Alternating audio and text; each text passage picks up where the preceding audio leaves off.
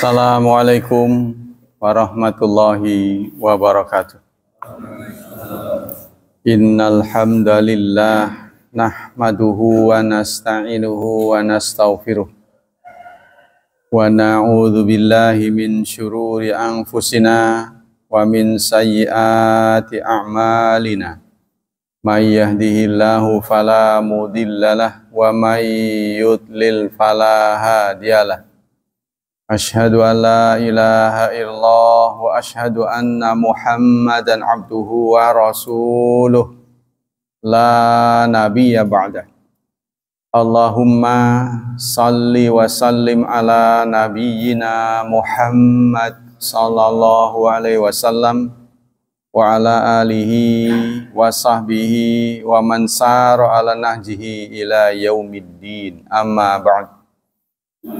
Ayo ikhwah, kajian akidah pagi ini adalah Al-Khilafatur Rasyidah, khilafah yang lurus. At-ta'rif lughatan, definisi Khilafatur Rasyidah secara bahasa. Al-Khilafatur Rasyidah murakkabun idhofiyun minal khilafah wa rasyidah. Khilafah rasyidah terdiri dari dua kata, khilafah dan rasyidah.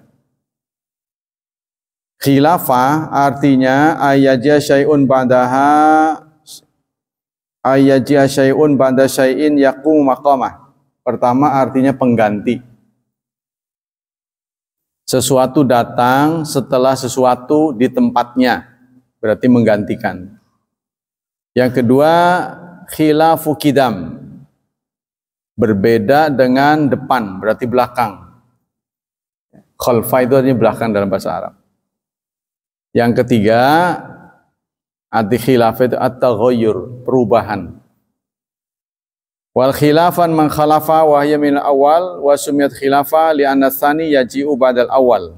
Dinamai dengan khilafah karena orang itu datang setelah yang lain, pengganti maksudnya.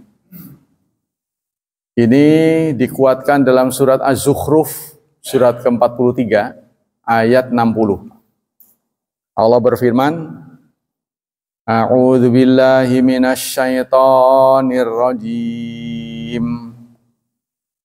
Walau nasya'u laja'alna minkum malaikatan fil ardi yakhlufun. Walau nasya, kalau kami mau, kalau kami berkehendak, niscaya kami jadikan minkum dari kalian malaikatan, malaikat-malaikat fil ardi di bumi yakhlufun yang menggantikan. Yakununa badalakum fil ardi, artinya malaikat menggantikanmu. Kalau Allah mau, bumi ini akan dikosongkan dari manusia. Ya, artinya dibinasakan, kemudian nanti yang menjadi pengganti adalah malaikat. Kalau Allah mau. Kemudian dalam surat 6, 156. Surat 6 ayat 156. Wa huwallazi ja'alakum khalaifal ard. Dialah yang telah menjadikan kalian khalifah-khalifah di bumi. Ayakhlufu ba'dukum ba'dan. Artinya kalian satu sama lain saling mengganti. Jadi kalau melihat sejarah manusia itu cukup panjang ya. Kenapa manusia mencapai kemajuan seperti sekarang ini, itu bukan waktu yang sebentar, ribuan tahun. Belajar dari orang tua memekas pada anaknya begini, terus sampai sekarang. Banyak masalah-masalah yang dahulu tidak bisa diatasi, sekarang bisa diatasi karena adanya kepemimpinan. Ya, jadi diatur berbagai bidang. Coba kalau kita mendiami suatu teritorial seperti Indonesia ini, tidak ada pemimpin, ya akan terjadi kekacauan. Sebelum ada republik ini ada kerajaan. raja-raja. Kemudian raja-raja itu lepas ya, rela melepas ke kerajaannya demi NKRI. Dulu kerajaan-kerajaan Islam. Kadang-kadang orang-orang yang di luar Islam tuh buta. Jadi mengira Indonesia datang begitu saja. Bukan Indonesia bukan dari orang Islam, tapi Nusantara. Ya, itu termasuk kerajaan Banten ya. Banten itu pun dulunya kerajaan apa itu? Pucuk Umun katanya. Dulunya Pucuk Umun. Lalu duel dengan Hasanuddin, berhasil dikepinggirkan. Nah itulah sekarang suku Baduy. Suku Baduy itu ada Banten lama, Banten klasik yang terkalahkan oleh Islam. Sehingga kita yang tadinya kerajaan Hindu, Banten ini, termasuk Banten itu kan artinya sesajen. Banten, Anda lihat aja kosakata Banten di Bali, sesajen artinya Banten. Kata orang sini mah Banten itu bantahan. Ya, tapi kalau definisi orang Bali, Banten itu sesajen. Ya dulu boleh jadi di sini Hindu. Masih ada petilasan Hindu, tapi disumputin. Jadi di daerah sebelah sana itu, ujung kulon sana itu ada candi yang terkubur. Yang sebenarnya kalau mau digali itu lebih besar daripada Borobudur. Lebih gede daripada Borobudur. Tapi orang-orang Banten ini diam-diam aja. Jangan. Nggak mau digali dia. Sebab kalau digali, tempat kita ini akan ramai oleh orang Hindu. Sengaja nggak mau. Saya pernah dengar itu dari orang sana. Ada Pak sebenarnya. Kita rahasiakan. Ya nanti kan terjadi kerusuhan. Seperti sekarang juga PIK 2. Partai Indah Kapuk yang ingin diluaskan sampai menelan daerah Pontang. Sampai ke situ. Nah masyarakat Banten curiga mereka tidak ikhlas akan menjadi kayak Singapura. Tahu nggak Singapura? Singapura itu kan sejarahnya Malaysia tadi. Lalu dia membentuk komunitas, diuruk. Lama-lama dia pilihin, suku-suku ini aja. Ya, umumnya bukan pribumi. Lalu membentuk negara sendiri. Itu yang timbul kekhawatiran sebenarnya. Sehingga sekarang ada perlawanan. Karena dilihat dari izin reklamasinya gitu, itu nggak seluas itu. Sampai menelan ini daerah Pontang situ lah, Tirtayasa. Sekarang masih banyak terjadian perlawanan rakyat. Nah, kita kembali ke sini. Sedangkan arti Rasyidah, nah itu ya, ayat-ayat yang menggiring pengertian khalifah. Rasyidah itu diambil kata rasyad, wa ya aslun wahid yadulu ala istiqamah. Yang namanya Rasyidah itu yang lempeng. Qala Ibnu Faris, ar-ra wasyin waddal aslun wahid yadulu ala istiqamati tariqah. Jalan yang lurus. Jadi khilafatur rasyidah, khilafah yang lurus. Secara istilah al-khilafatur rasyidah, al-khilafah ala minhajin nubuwah. Khilafah yang berdiri di atas manhaj nubuwah. Cara kenabian. Wahumul khulafa rasyidun. Orangnya disebut dengan khulafa rasyidun. Ya. Para ahli Islam menunjuk kepada 4 khulafa rasyidun itu, yaitu Abu Bakar, Umar, Utsman bin Affan, Ali bin Abi Thalib. Wahya khilafatun nubuwah kama sammaha bidzalika Rasulullah. Sebab ada hadisnya tentang khilafatur rasyidah yang 4 orang ini, ada hadisnya. Nah ini dalilnya sebagai berikut.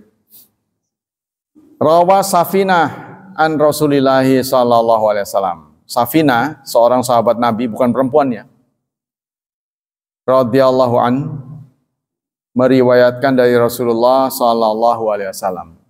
Jadi kalau soal-soal politik dalam Islam itu disampaikan Rasulullah rahasia. Jadi nggak semua sahabat tahu. Nah ini tumben bukan oleh Abu Hurairah, tapi seorang sahabat namanya Safinah. Jadi ada sahabat yang terutama Hudzaifah ya.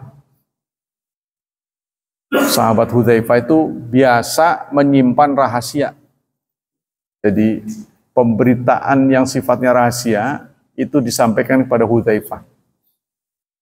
Mungkin Rasulullah tahu persis ya, Hudzaifah ini tokoh sahabat yang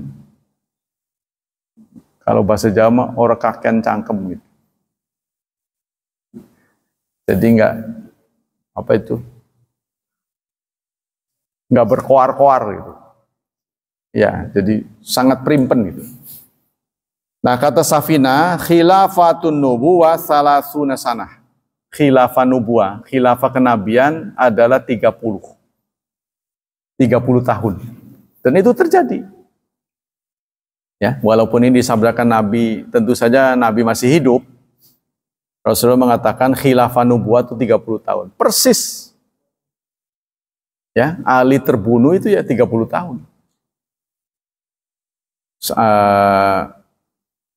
Abu Bakar 2 tahun, Umar 10 tahun, saya nggak tahu nih urut-urutannya, kemarin sudah disampaikan. Utsman berapa tahun, pokoknya keseluruhannya 4, Abu Bakar, Umar, Utsman, Ali ini 40 tahun. Bisa pas begitu. Summa yu'tillahul mulka. Kemudian Allah akan memberikan kerajaan. Nah, setelah khilafah, kerajaan. Au mulkahu man yasha, atau kerajaannya kepada siapa yang dikehendaki. Summa qala li, yakni Ar-Rawi Sa'id bin Jahman Safinah amsaka khilafata Abu Bakr wa khilafata Umar wa khilafata Utsman. Summa qala li amsuku khilafata Ali qala fawajadnaha 30 sana. Kata beliau, maksud saya khilafah Abu Bakar dan Umar, khilafah Utsman, kemudian juga Ali katanya. Cuma saya nggak begitu setuju dengan Ali gitu. Maka kami temui 30 tahun. Nah, ini saya hitung-hitungannya kurang jelas. Yang jelas Abu Bakar 2 tahun, Umar 10 tahun. Kayaknya yang paling panjang Utsman. Ya. Jadi 12 tersisa 18 ya. Tersisa 18 untuk Utsman dan Ali. Ali kalau nggak salah cuma 4 tahun apa gitu. Berarti kalau Ali 4 tahun, dijabat oleh Utsman bin Affan 14 tahun. Anil Irbad bin Sariyah an Rasulillah sallallahu alaihi wasallam. Dalam Irbad bin Sariyah dari Rasulullah, hadis Safinah ini siapa ini perawinya? Nanti saya lihat ya. Mayasya enggak di satu, Abu Dawud. Hadis diriwayatkan Abu Dawud, nomor hadis 4646. Turmudi 2226, Ahmad 248. Ya. Itu perawi-perawinya. Kemudian dari Irbad bin Sariyah dari Rasulullah SAW, Rasulullah bersabda, "Alaikum bisunnati." Tetapilah, teguhlah berpegang pada sunnahku. Wa sunnatal khulafa rasyidin al-mahdiyyin, serta sunnah khalifah-khalifah rasyidin yang mendapat petunjuk. Addu 'alaiha, gigitlah sunnah itu bin nawajid, dengan gerahammu. Gigitlah dengan gerahammu. Orang sekaliber Syekh Utsaimin saja tidak berani menolak perilaku Utsman bin Affan yang waktu memimpin haji, beliau tidak mengqasar sholat, tapi sholatnya tam. Ya, tadinya beliau berpendapat sesuai dengan Abdul Wahab. Abdul Wahab menulis tidak ada pilihan orang yang sedang safar sholatnya qasar. Nggak ada pilihan. Jadi kalau dia tidak melakukan qasar itu bid'ah, itu kata Abdul Wahab. Tapi Syekh Utsaimin tidak setuju dengan pendapat Abdul Wahab. Sebab ini ada hadisnya. Ya, peganglah sunnahku dan sunnah khulafaur rasyidin setelahku. Gigitlah dengan gerahammu. Ini perintah Rasulullah juga. Maka Utsman bin Affan pernah memimpin kafilah sholat di Mina, zuhur dan asar 4-4. Bukan 2-2. Tapi 4-4, sehingga ada sahabat lain yang sampai berseru inna lillahi wa inna ilaihi raji'un. Tapi meskipun begitu, sahabat ini tetap ngikut. Maksudnya nggak mufarakah, tetap ngikut di belakang.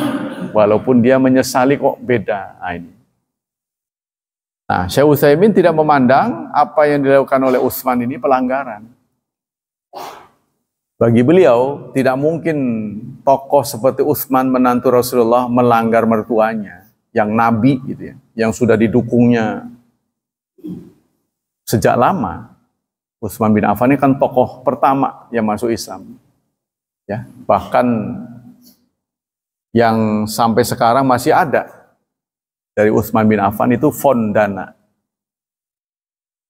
Fond. Jadi beliau pernah wakaf dana tunai. Nah itu digolengin sampai sekarang. Masih ada. Jadi tentu saja bertambah banyak. Nggak tahu, karena beliau orang kaya ya, nggak tahu berapa kilo emas. Jadi dia nyumbang untuk orang Islam pendanaan. Bagi yang miskin, bukan habis, bukan. Dana produktif maksudnya. Dana produktif. Nah, jadi digolengin tuh, ada satu badan, digolengin, utang piutang, terus dagang, dipakai dagang, untung balik ke situ lagi. Ya. Kalau sekarang tuh seperti seperti gontor itu kan pesantren dengan murid yang begitu banyak. Dapat wakaf tanah di Ponorogo ya. Saya sendiri belum pernah ke sana. Berhektar-hektar. Yang dipakai untuk perguruan cukup, lebih dari cukup. Sisanya itu dipakai untuk komersil, buka toko, yang jaga santri. Tapi ini tidak dipegang perorangan, dipegang oleh badan. Ya pesantren, dibawa pesantren. Jadi keuntungannya balik ke pesantren. Jadi kalau kita sebagai orang tua, anaknya di sana, ya, kita akan diberi makan sampai kita pulang. Nggak diambil uang, nggak diambilan. Dia punya standar, nggak tahu berapa, 300 berapa gitu. 300.000 berapa. Walaupun banyak orang mengatakan sekarang standarnya sudah berkurang katanya. Kalau dulu lauknya cukup, kalau sekarang udah nggak cukup. Artinya dengan standar itu santri lapar. Nggak kenyang gitu. Jadi dia punya standar. Hanya nasi dengan apa. Nah sisanya ya beli sendiri. Tapi itu. Ya. Jadi dia punya mobil, direntalin. Siapapun yang butuh harus bayar. Tapi balik ke pesantren. Ya, kayak Imam Zarkasi apa yang pernah ngomong, saya wakafkan untuk umat Islam. Sama dengan itu. Jadi hartanya digolengin sampai sekarang untuk pendidikan. Bukan itu aja saya mengatakannya, tidak begitu. Termasuk Pak Habibie juga sama. Pak Habibie punya Habibie Center. Kalau Pak Habibie bergeraknya kepada pendidikan. Siapapun di antara umat Islam, putra-putri Islam, yang punya kecerdasan, itu bisa dibiayai dari Habibie Center. Di S2, S3 keluar. Ya, itu Pak Anu. Nah, ini termasuk ini, khalifah. At-Ta'rif, jadi dalil-dalilnya itu wa hadits Hudzaifah bin Yaman. Nah ini baru keluar nih. Hudzaifah ini langganan ini. Ya. Hudzaifah bin Yaman ini tokoh sahabat yang paling sering dititipi rahasia oleh Rasulullah. Nggak tahu ada sikap apa yang dimiliki Hudzaifah sehingga dipilih untuk menyimpan rahasia. Rasulullah mengatakan kepada Hudzaifah, takunul nubuwah fikum, masya Allah antakuna. Kenabian akan terjadi seperti apa yang Allah kehendaki. Summa yarfa'uha, kemudian akan diangkat. Diangkat oleh Allah, artinya Nabi berhenti. Ya, Nabi wafat, sudah tidak ada Nabi baru. Ya. Summa takun khilafatan ala minhajin nubuwah. Setelah Nabi tiada, maka dunia akan dipimpin oleh minhajin nubuwah, khalifah. Fatakunu masya Allah antakuna, maka terjadilah apa yang Allah kehendaki. Summa yarfa'uha, kemudian manhaj nubuwah itu pun diangkat oleh Allah, berhenti. Idza sya'allah ayarfa'aha, kalau Allah berkehendak mengangkatnya. Summa takunu mulkan addan, kemudian akan terjadi raja-raja yang otoriter. Tuh, setelah khalifah akan dipimpin oleh raja-raja yang otoriter. Fayakunu masya Allah ayakuna, maka terjadilah apa yang Allah kehendaki.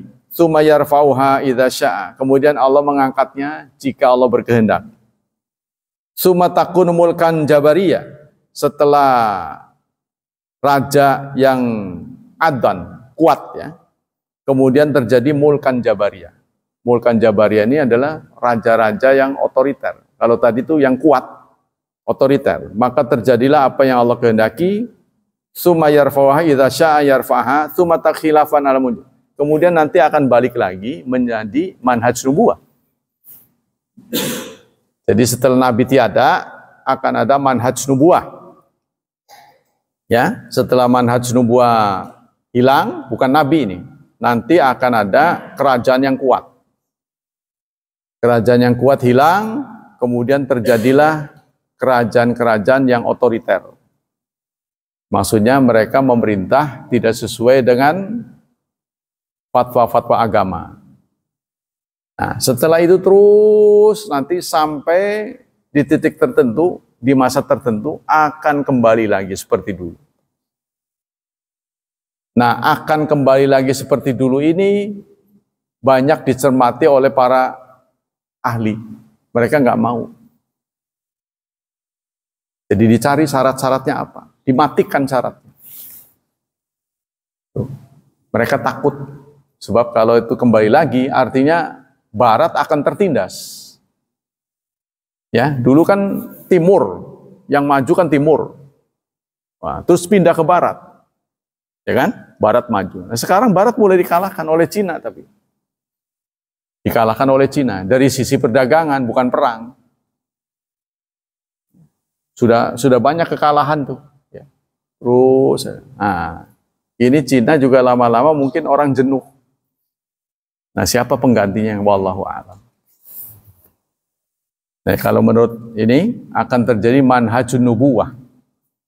Manhaj, jadi hidup secara kenabian.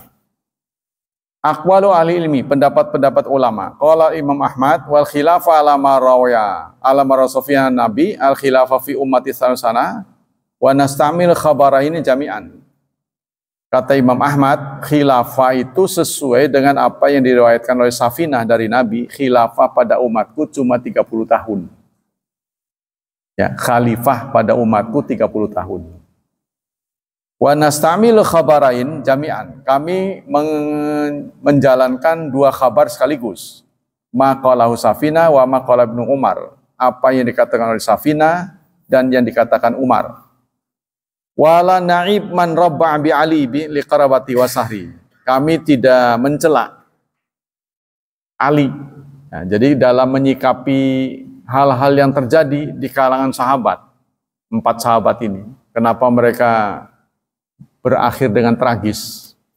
Contohnya Umar dibunuh, Utsman dibunuh, Ali dibunuh. Yang selamat cuman Abu Bakar Siddiq.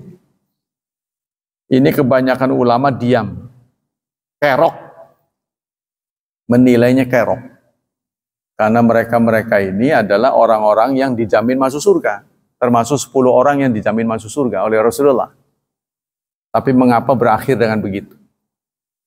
Kalau yang menilai positif akhir dari pemerintahan mereka, itu mengatakan mereka sering berdoa agar nanti di akhirat ya masuk surga tanpa hisab. Mereka ini sering berdoa supaya masuk surga tanpa hisab. Nah, yang bisa masuk surga tanpa hisab adalah orang yang mati syahid. Gitu. Maka mereka berakhir dengan pembunuhan. Kalau pembunuhan mereka itu dianggap kecelakaan, musibah, tentu mereka memberikan rekomendasi pada keluarganya untuk nuntut. Ini nggak ada. Umar terbunuh, dia nggak nyuruh Ibnu Umar untuk nuntut. Bahkan nggak nyuruh untuk nyari balaskan ya kematian bapak. Nah, nggak ada kata-kata. Mereka ikhlas menerima. Inilah para ulama melihat begitu. Jadi memang sengaja, tadi bukan sengaja bunuh diri, ya udah. Maksudnya menerima takdir Allah ya dengan ikhlas, tidak ada tuntutan. Wa anna ashabar Rasulillah alladzina kanu ma'ahu samau amiral mukminin. Karena umat Islam sudah sepakat menyematkan panggilan Amiral Mukminin termasuk kepada Ali bin Abi Thalib. Dipanggil juga Amiral Mukminin. Ya. Wa aqamal hudud wa rajama wa hajjan nas wa du'iya Amirul Mukminin. Nah, karena 4 khalifah ini ya, itu juga menegakkan hukum, merajam, haji, memimpin haji serta digelari dengan Amirul Mukminin. Udah kesepakatan para sahabat. Wa qala Ibnu Battah al-Akbari sumal iman wal ma'rifat bi anna khairal khalqi wa afdalahum wa azamahum manzilatan indallah ba'da nabiyul mursalin wa ahaqum bi khilafati Rasulullah Abu Bakar Siddiq. Kata Ibnu Battah, kemudian kita harus beriman, ma'rifat bahwa sebaik-baik makhluk paling utama ya di sisi Allah setelah Nabi dan paling berhak untuk menjadi khalifah adalah Abu Bakar Siddiq. Harus menjadi bagian dari keyakinan. Kemudian Abdullah bin Utsman wa huwa Atik bin Abi Quhafah. Nah, ini nama dari asli dari Abu Bakar ya. Nama asli dari Abu Bakar itu Abdullah bin Utsman Atik bin Abi Quhafah. Wa tu'lamu annahu yauma mata Rasulullah lam yakun ala wajhil hardi ahadun bil wasfi alladzi qaddamnahu dzikrahu ghairahu rahmatullah alaihi. Saat Rasulullah wafat, para sahabat pun sepakat ketika penyelenggaraan jenazah semua dikomandani oleh Abu Bakar Siddiq. Harus begini, harus begini. Beliau yang ngatur. Kalau saja beliau tidak diterima, ya pasti orang udah pasti begitu. Nah, saat umat Islam berbeda pendapat sehingga Rasulullah tidak segera dikuburkan, ada 3 hari mah gitu. Rasulullah wafat nggak segera dikubur. Kenapa? Karena mereka nggak punya pemimpin. Yang mimpin siapa? Pemimpin yang wafat. Jadi inilah artinya tidak boleh satu komunitas sepi dari pemimpin. Itu yang juga diadopsi oleh Indonesia ya, atau oleh dunia. Tidak boleh satu negara sepi dari pemimpin, karena itu ada wakil. Rasulullah nggak ada wakilnya. Begitu meninggal, siapa penggantinya? Maka terjadi musyawarah. Ada yang usul bagaimana kalau muhajirin ada pemimpin, ansor ada pemimpin. Nah, pemimpin ini 2. Lalu Umar bin Khattab segera mengambil tangan Rasulullah, tangan Abu Bakar Siddiq. Lalu beliau baiat. Saya berbaiat Andalah pemimpin kami. Nah, kemudian terjadi persatuan. Tidak ada yang protes, saya nggak setuju, nggak ada. Abu Bakar nggak mencalonkan diri, diam-diam aja, diambil tangannya. Saya berbaiat, Andalah pemimpin kami. Semuanya ikut. Nah, kemudian terjadilah ketenangan. Kembali bersatu. Nah, maka tajhizul janazah bisa dilaksanakan atas kepemimpinan Abu Bakar Siddiq. Lanjut ya. Kemudian setelah Abu Bakar, wal Faruq, yaitu digantikan oleh Abu Hafs Umar bin Khattab. Dia digerali Al-Faruq. Suma mim ba'diha ala tartib wa na'ti Utsman bin Affan. Setelah Umar, Utsman bin Affan. Wa huwa Abu Abdillah, nama aslinya Abu Abdillah, Abu Amr Dzunnurain.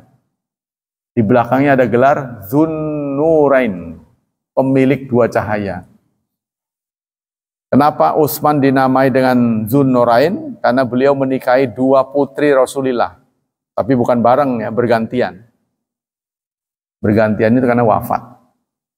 Tetehnya wafat, kemudian dinikahkan lagi adiknya. Tidak mungkin Utsman mendapat restu dari Rasulullah untuk menikahi anak beliau kalau bukan orang baik.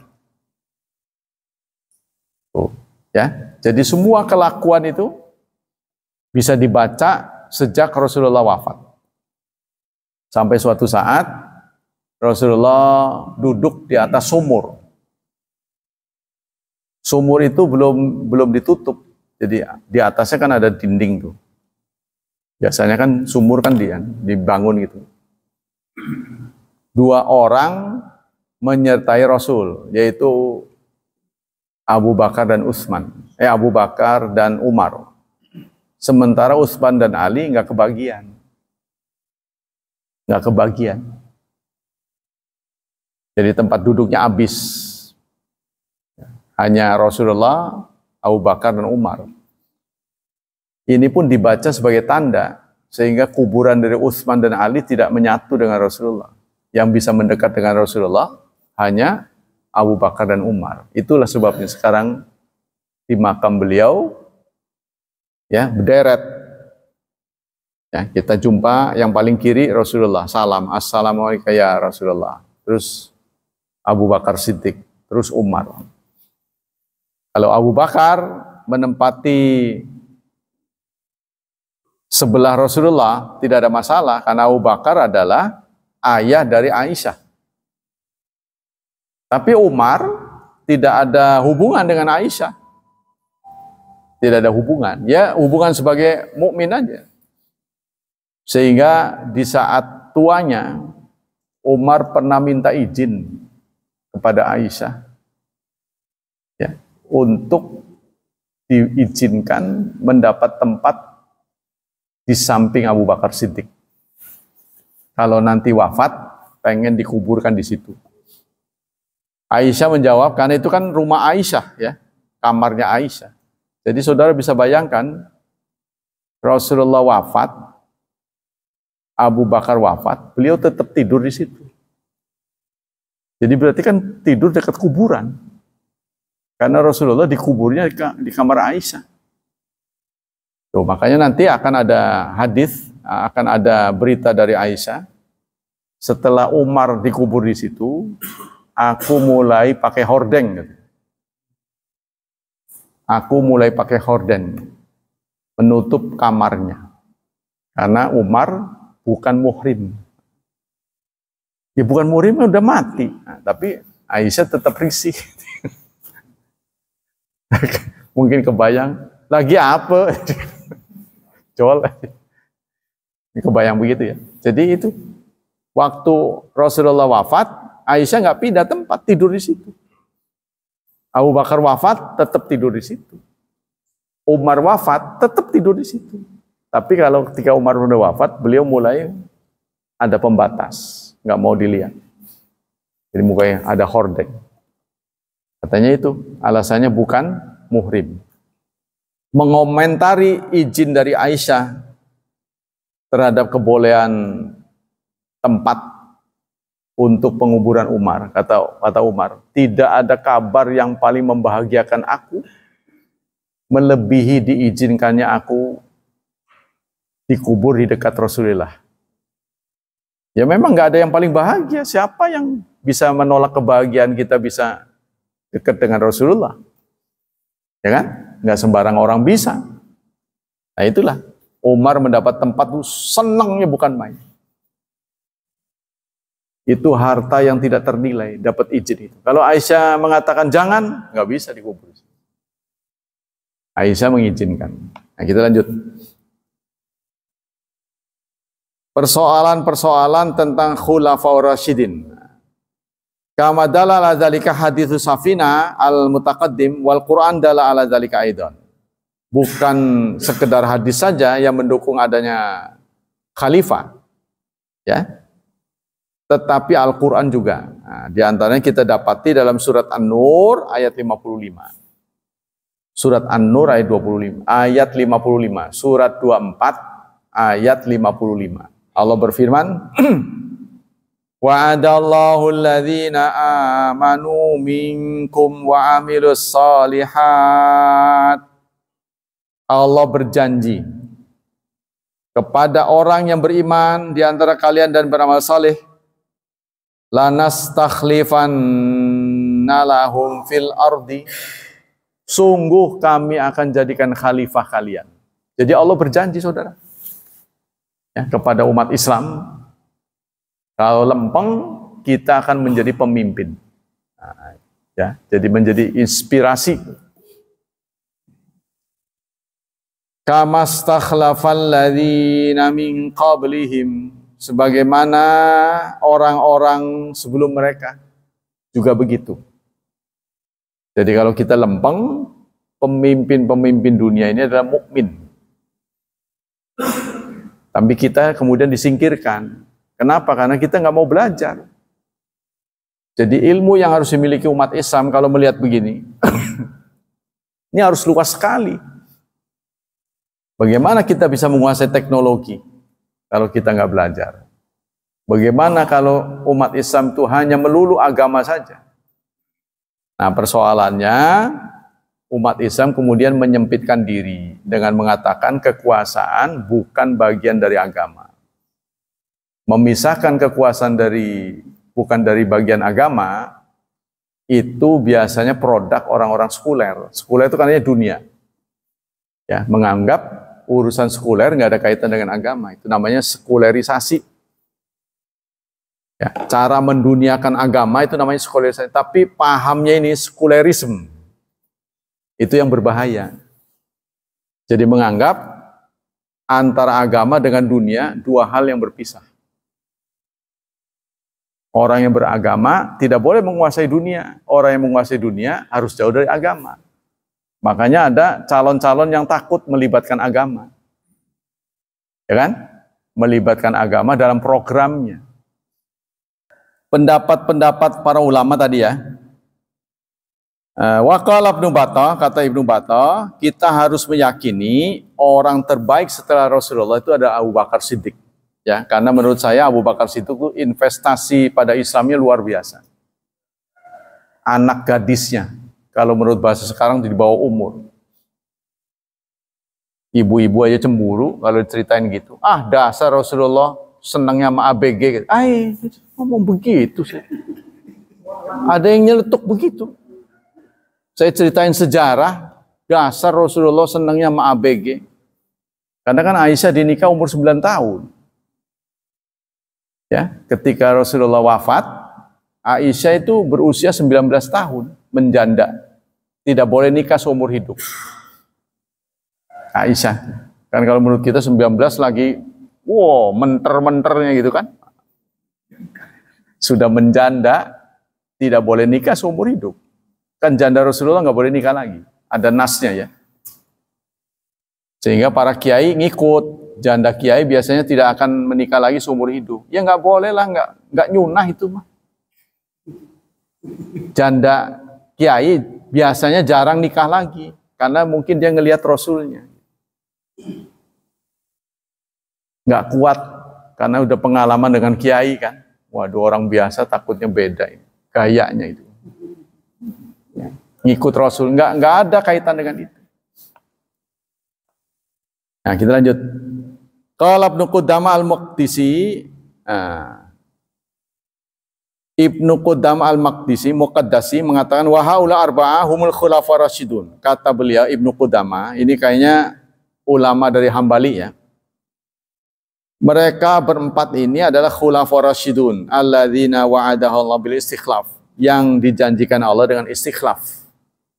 Ya, dengan khalifah.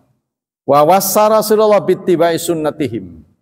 Dan Rasulullah berwasiat agar mengikuti sunnah mereka.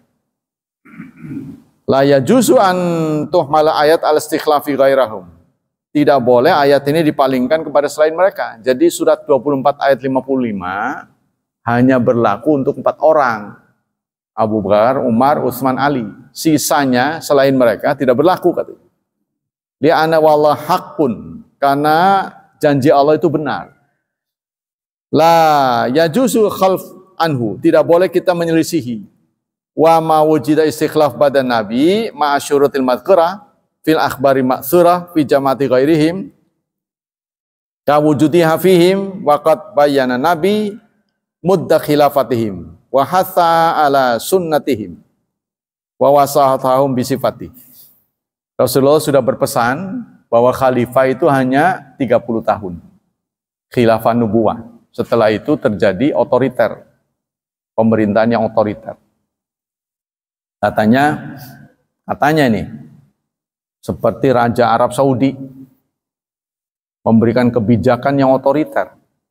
Berapa banyak rumah-rumah di sekitar Masjidil Haram diusir begitu saja. Memang relokasi, tapi lebih kejam daripada pemerintah Indonesia, katanya begitu. Ya karena raja punya dia sih ya. Punya dia. Bukan di Arab Saudi aja, di Jogja juga kalau Raja Jogja mau, kamu pergi. Sampai sekarang Jogja tuh menerapkan yang boleh memiliki Jogja itu Muslim. Sepertinya begitu yang saya dengar. Non Muslim nggak boleh. Pribumi apa bukan Muslim ya? Non Muslim, tapi harus pribumi ya, pribumi. Jadi beliau harus pribumi yang punya hak milik. Kalau bukan pribumi, nyewa saja pada pemilik. Tapi kalau dipikir-pikir sama aja sih. Apa sih bedanya milik nggak milik? Yang penting nempatin. Ya kan? Wong pada akhir yang milik juga akan ditinggalkan. Bukan begitu kan? Kita milik. Ya ada waktunya juga sama. Kita menjadi pemilik suatu tempat. Suatu saat mau tidak mau Anda akan dicoret dari pemilik. Ya kan? Nah, kita sudah meninggalkan bukan memiliki lagi. Sudah ahli waris yang punya. Cuma bedanya mungkin pajaknya dan segala kemudahan untuk menguasainya lebih tinggi. Contohnya dia tetap di situ kan enggak enaknya orang nyewa kan begitu kan? Udah laku diusir. Udah di tempat baru dia nggak bisa berkarir seperti tempat lama. Contoh-contohnya sudah banyak. Contohnya itu yang dekat Danamon itu apa namanya itu? Depan Roda itu apa? Ada restoran situ tuh, makanan pagi. Sekarang tempatnya kosong. Dibilang mau dijual. Enggak dijual juga, enggak laku-laku. Dia pindah ke sono. Akhirnya sepi juga tempat baru. Ya, sate Cilegon. Kan terkenal tuh sate Cilegon. Nah, terus roda itu kan tempat berhentian dulu. Rodanya sudah enggak ada, satenya enggak ada. Yang terkenal nama-nama di Cilegon udah pada enggak ada. John In. Sudah enggak ada. Ya, ntar kumpulin John In. Setengah mati Anda cari John In mana? Enggak ada sekarang. Sekarang udah berganti pemilik. Orang Cilegon tuh rata-rata melepas kepemilikan. Rata-rata sudah nggak ada lagi. Mereka memilih pindah ke BSD. Sekarang ini yang menguasai justru pendatang. Tuh, beda ada jalinan hubungan antara orang yang asli dulu itu dengan orang sini tuh jalinannya bagus, tidak ada gesekan. Tapi yang baru-baru ini, yang baru-baru pendatang-pendatang mulai merangsek. Selanjutnya, masih beberapa menit.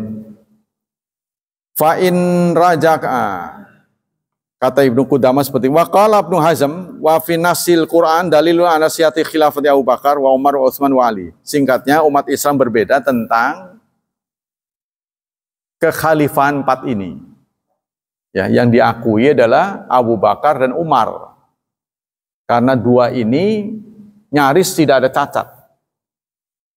Abu Bakar dan Umar. Bahkan Umar menerbitkan beberapa kebijakan yang sangat fenomenal. Antara lain dalam ukuran-ukuran. Ukuran-ukuran itu mulai digagas di zaman Umar. Karena waktu itu nggak ada ukuran. Contohnya tanggal. Tanggal itu dimulai dari di zaman Umar bin Khattab. Karena dulu administrasi nggak ada tanggal. Bagaimana kita mau ada sejarah itu ya? Penanggalan sewa-menyewa nggak ada tanggal. Maka digagas oleh Umar. Semua sahabat dikumpulin, mulai kapan kita menentukan tanggal 1 bulan 1, tanggal 1 bulan 1 tahun 1, kapan? Ada yang menggagas kelahiran Nabi. Ditolak.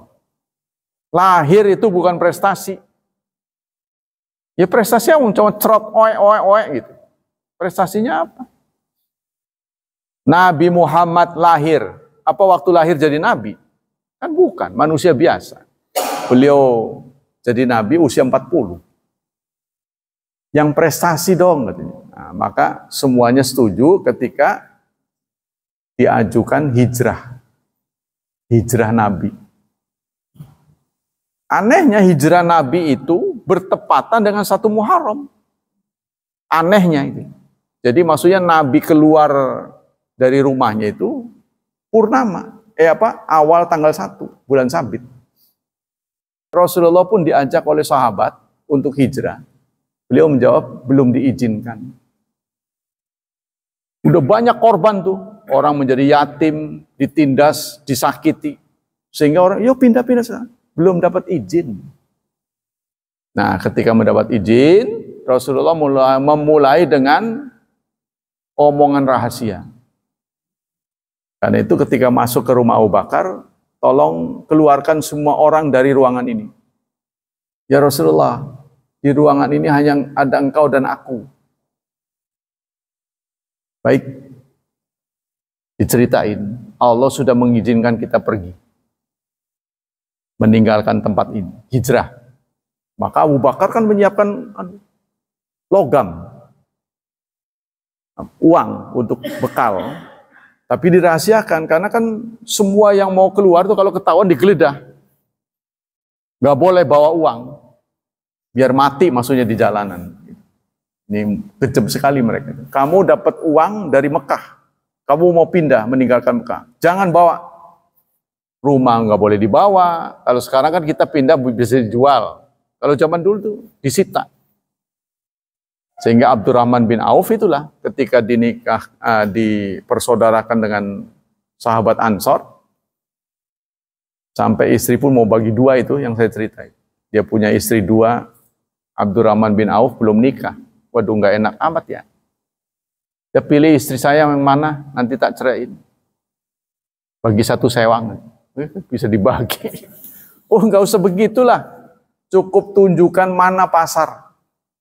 Jadi Abdurrahman bin Auf memulai karirnya menjadi orang kaya itu dengan 0. Tunjukkan mana pasar. Jadi yang modal yang beliau miliki apa? Kejujuran. Nama sudah dikenal. Ya, dengan nama itulah dia berjualan dari 0. Dari ngutang-ngutang sampai kebayar. Sampai mau jadi orang miskin aja susah. Ya kan? Setelah kaya raya, Rasulullah sering cerita apa yang akan dihadapi orang miskin dan orang kaya di akhirat. Ternyata lebih berat orang kaya. Diperiksanya lebih lama. Untuk memburu supaya cepat, sahabat itu pengen cepat. Sehingga ada yang minta syahid. Syahid syaratnya harus tanpa hisab, syaratnya harus syahid. Abdurrahman terfikir, Kalau punya kekayaan banyak, diperiksanya lama. Ini punya siapa? Punya saya. Dari mana? Dari sini. Terangin satu belum selesai, itu kan banyak propertinya. Waduh, ini bikin masalah. Jadi dia berniat jadi miskin. Berjualanlah kurma busuk. Yang dijual kurma busuk, supaya orang kapok. Supaya nggak laku. Jadi memiskinkan diri, kan ini aneh ini sahabat. Tapi karena beliau sudah mendapat trust, kejujuran itu sudah terkenal. Abdurrahman itu sama dengan brand kejujuran. Kan saudara tahu kan, brand itu kadang-kadang susah hilang. Seperti kalau mau beli pompa air selalu Sanyo. Gitu kan? Padahal yang namanya Sanyo itu kan merek. Bisa lemari es. Tapi orang datang ke toko beli Sanyo. Maksudnya itu pompa air. Karena udah terkenal. Apalagi lah, contohnya sabun cuci Rinso. Padahal itu kan nama. Kayak begitulah. Gitu. Nah, Abdurrahman ini sudah menjadi brand kejujuran. Pasti kalau ada Abdurrahman itu jujur. Dia ingin menghancurkan namanya sendiri dengan berjualan kurma busuk. Tapi sahabat tidak mudah dibohongi. Dia curiga. Masa orang setoko Abdurrahman jualan beginian? Ini pasti ada berkah di sini. Malah curiga. Ada berkah ini. Jadi orang kalau husnudzon tetap aja bawaannya baik. Jadi orang kalau mengedepankan husnudzon tetap aja bawaannya baik. Contoh-contohnya banyak. Seperti Imam Syafi'i ketika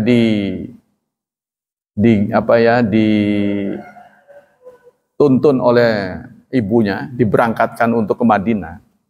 Ibunya berpesan, kamu harus jujur. Apapun yang orang tanya, jawab dengan sebenarnya. Nah, di tengah jalan dia dirampok. Dan dia bawa bekal emas, koin-koin dinar. Kamu bawa uang nggak? Bawa. Berapa? Jujur. Nih, ada. Tumben ini. Malah jadi si perampoknya curiga. Masa ada orang sejujur itu? Kenapa kamu jujur? Karena ibu berpesan, kalau ada orang nanya, ceritakan yang sebenarnya. Alih-alih malah perampoknya ikut Imam Syafi'i. Sadar, jadi orang soleh. Iya, jadi dia ikut ke situ. Nah, itulah pendapat-pendapat dari ulama. Kemudian masalah yang kedua, khilafatu Abu Bakar Siddiq. Ikhtalafa fi alul ilmi akanat bin nasil jali am bin nasil khafi wal isyarat am anna tathbit ikhtiyar wa anna nabiyya lam yastaq aslan. Khalifah yang dijabat oleh Abu Bakar Siddiq, apa itu pesan Nabi atau memang itu pilihan umat Islam? Apa memang sudah ada nasnya? Ya kita tahu informasi dari Nabi itu kadang-kadang tidak merata. Ada yang tahu, yang sebelah sono nggak tahu. Ya, contohnya Nabi ini dikuburnya di mana? Itu para sahabat bingung nih. Apa dikubur di kuburan umat Islam, Ma'la, atau di mana ya? Nah, kemudian ada sahabat yang datang memberitahu, saya pernah mendengar Nabi bersabda bahwa seorang Nabi dikubur di mana dia jatuh, di mana dia meninggal. Jadi tempat dia meninggal disitulah dikubur. Nabi wafatnya di kamar Aisyah. Ya, Nabi jatuhnya di kamar Aisyah, meninggalnya, maka dikuburlah di situ. Orang lain ada yang niru, tapi nggak sesuai dengan Nabi, dikuburnya dekat masjid. Salah itu. Wong Nabi ini karena ada nas dikuburnya di tempat dia wafat. Tempat Rasulullah wafat itu bukan masjid. Kebetulan tempatnya dekat masjid. Gitu. Sekarang orang berkreasi, kiainya meninggal, dikuburnya di masjid. Itu sebuah kesalahan. Nggak ada nas begitu, nyuruh begitu. Masjid kan nggak boleh, ada kuburan kan? Nggak boleh. Tapi ada yang mendapat inspirasi begitu. Wong Nabi aja begitu. Nabi bukan begitu. Wong Nabi itu rumahnya dekat masjid. Itu sama dengan sinilah. Rumahnya dekat masjid. Contohnya, lama-lama masjidnya dilebarin, jadi akhirnya nyambung. Itu persoalan. Ada waktu ya. Nah, demikianlah kajian pada pagi ini. Semoga Allah melimpahkan pahala yang berlipat ganda untuk kita. Semoga Allah tetap menjaga dan melindungi kita dari wabah dan fitnah, dari syubhat dan syahwat. Tidak henti-hentinya kita berdoa untuk anak-anak kita, semoga ditakdirkan hidup mereka mudah, penuh berkah, serta menjadi hamba Allah yang saleh dan salihat. Subhanakallah wa bihamdika, asyhadu an la ilaha illa anta astaghfiruka wa atubu ilaik. Wassalamualaikum warahmatullahi wabarakatuh.